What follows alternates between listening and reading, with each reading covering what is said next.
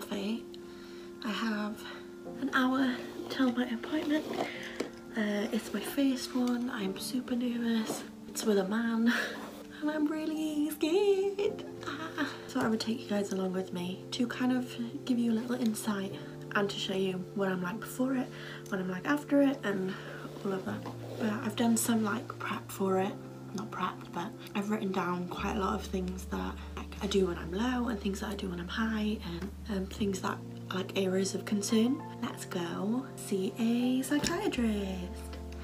Yay, let's go. I'm really nervous, and I always get really nervous for my first meeting with someone because I don't want them to think I'm a complete psychopath and lock me up, but I also don't want them to think, oh, there's nothing wrong with her. So I never know how honest to be. I think we're getting into like double figures of doing this now, and it doesn't get easier. Because I once had a really horrible woman who was like, maybe if you lost a bit of weight you wouldn't be depressed. I was like, you what, mate? You what? But on the plus side, it can't go worse than that. So, and that was like 10 years ago. She's probably not a mental health nurse anymore. Whenever it's like someone I don't know, I always get really closed off and really like, I'm not telling you anything, stranger danger, I don't know who you are, which isn't helpful in meetings with doctors. And I just wanted to encourage you guys that if you have a meeting with a psychiatrist or a doctor, that it's not scary, it's just my anxiety partnered with bipolar, and that just makes me really nervous before I do anything. I almost had a panic attack in church yesterday, so I took out my cross stitch. So there's a tip for you. If you're panicking, cross stitch. My mum's driving me, by the way, because I will crash if I drive myself. She never comes in with me because I'm never, like, I don't want her to hear what I'm saying. Not from a mean point of view, but to like protect her. Because it is upsetting to hear that your child is going through the mill. Oh no, I look weird. Oh no. Why do I look so weird? No, you don't. You look pretty. You look cute. Okay.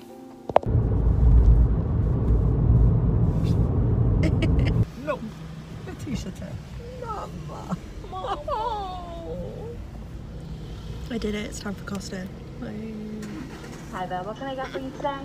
Caramel latte with almond milk, please. So it went fine, like it was fine.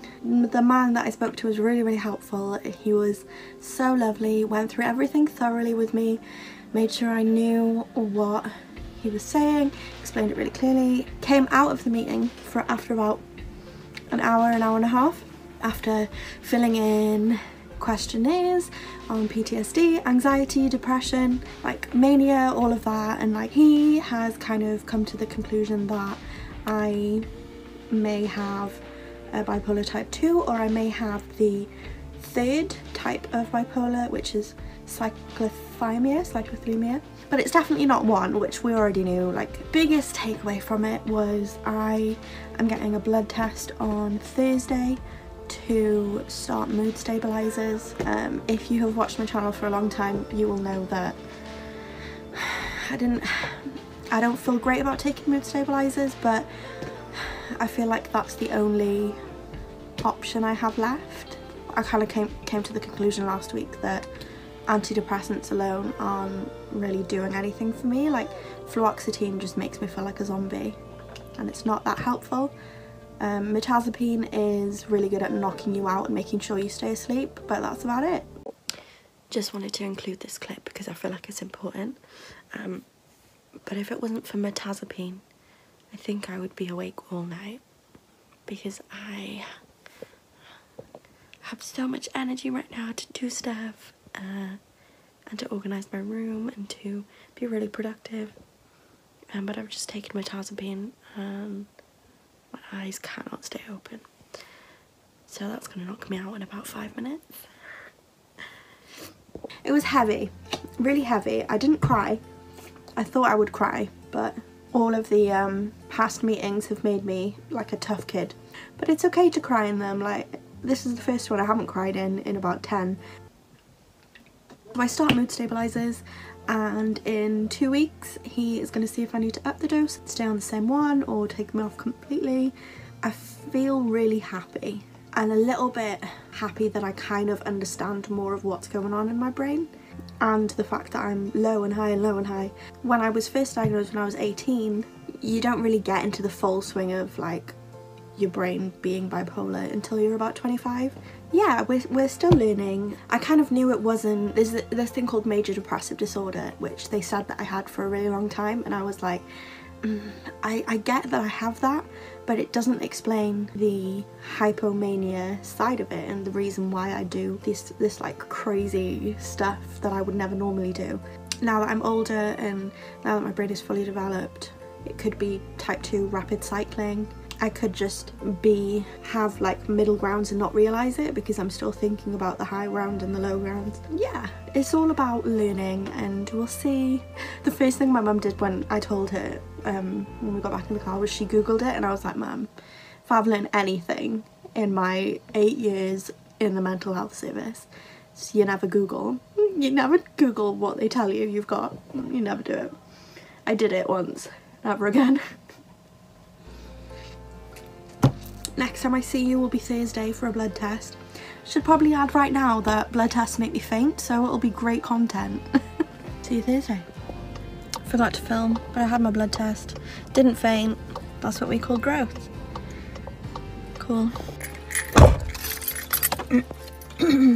So I got the vaccine yesterday, a month earlier than I was supposed to. My friend rang me and was like, do you want to get the vaccine right now? If you can get her in 15 minutes, otherwise we have to throw them all away. So I was like, yes. So I went down, got the vaccine, and I completely just didn't know if I wanted to film or anything. My arm is sore, but I'm gonna keep moving it. It just feels like a pinch. If you've ever had a tattoo, it feels like the healing process of a tattoo. If you're thinking of not getting the vaccine because of the healing process and because of how much it hurts, and you've got a tattoo, just get it, because a tattoo is so much more painful. I had the Moderna. I woke up with a headache, a really bad headache. I took some Nurofen and I'm fine. I'm a little bit groggy, not gonna lie, and a little bit out of it, but I started taking my mood stabilizers yesterday, so that's probably it. I look like steaming hot garbage.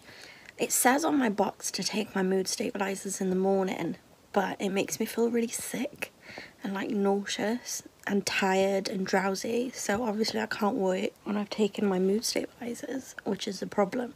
So I'm taking them in the evening, but we'll see if it's doing anything. I mean, it's not doing a lot, I don't think. I can cry, which is weird. It's like it's cancelling out the fluoxetine and the like zombie feel of the fluoxetine. But yeah, that's pretty much the only update I've got. Ugh, really tired. I am having a self-care afternoon. I finished work early today because it's half term.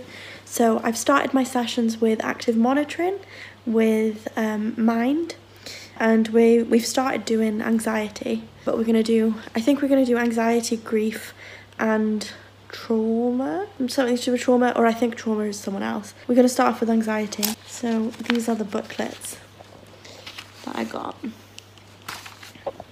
And I've read through them and they're super helpful, I think. So, yeah.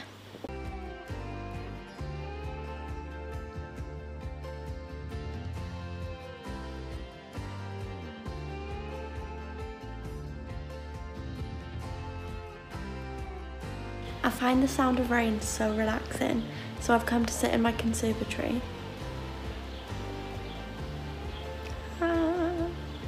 Something has been off all day.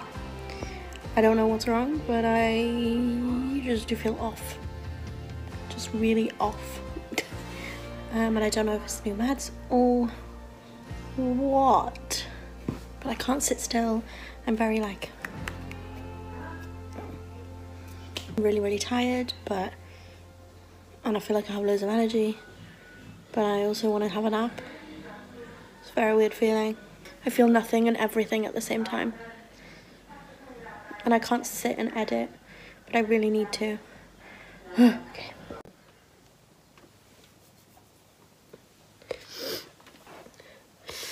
Okay. To say I feel rough is an understatement. I am exhausted. so exhausted. I can't sit, I can't relax, when I sit down, I'm uncomfortable, I can't get comfy, I can't sleep properly. Everything is just off. Like, you know that you have those things that make you feel really uncomfortable. Like, some people can't touch cotton wool, like some people can't deal with things being on the edge of ledges and stuff. It's like constantly feeling like that, feeling on edge, constantly shaking. Don't get me wrong, I know what I was getting into, but like, I'm still allowed to complain because it is really rough. This is my second day on 10 milligrams of mood stabilizers, and I feel like I want to cry. I feel really sad, I feel really happy. I just feel really frustrated because I can't sit and just relax. Even when I'm in work, I can't just sit. And I'm exhausted. And I don't know how to end this video, but we'll give you an update in a month of how it's going. But this is how it's going so far, and this is the reality of it. Thanks so much for watching, and I hope you have a good day. Bye.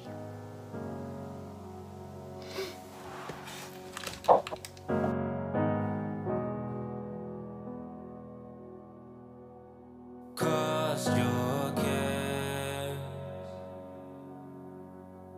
on his shoulders.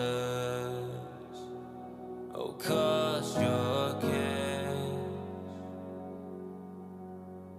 on his love. Cast your cares on his shoulders. Oh, cast your cares on his love.